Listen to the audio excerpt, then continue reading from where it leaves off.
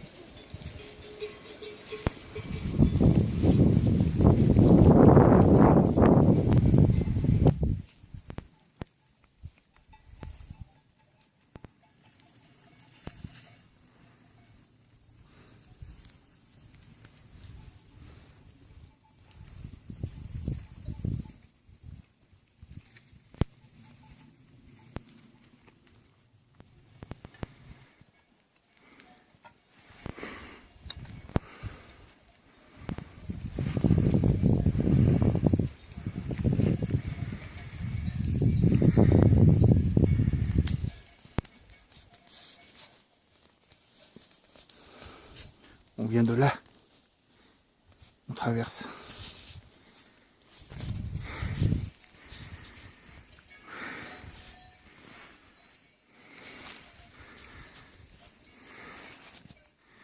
Une ancienne ruine,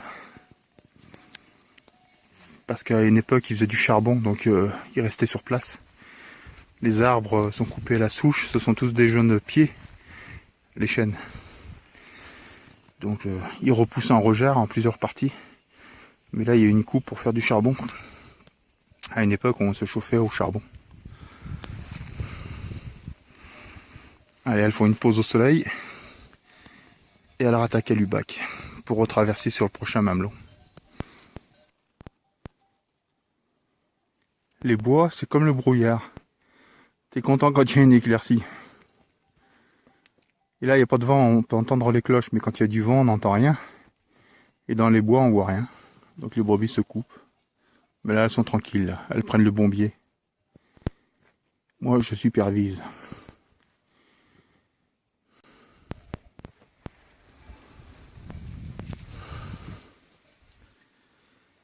Voilà, elles avancent progressivement dans les travers, au soleil. Les dernières sont au-dessus.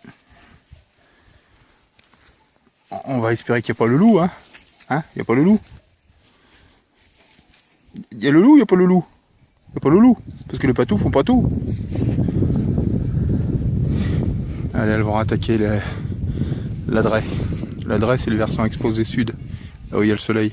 Le bac, c'est le nord où il fait froid. Il pousse souvent que du pin. Ça reste à l'ombre l'hiver. Et là, elles sont bien au soleil. Même quand il y a de la neige, elles sont bien au soleil parce que la neige fond très vite. Elles connaissent leur coin. Ah, c'est vrai, Duby. Chien truffier.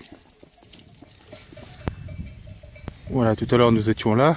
Elles ont traversé là. Et là, je suis en train d'en faire redescendre une poignée. Parce que le troupeau est en train de se couper là en deux. Les autres sont bien plus basses. Grâce à une éclaircie. Allez, elles redescendent.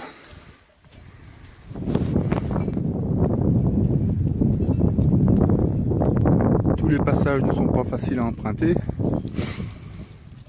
Mais avec le temps, on y arrive.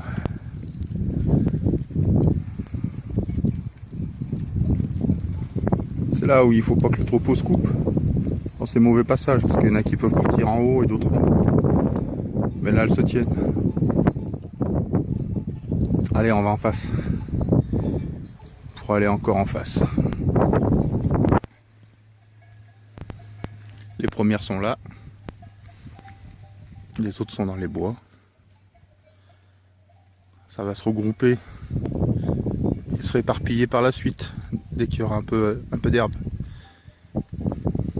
On voit que c'est gelé.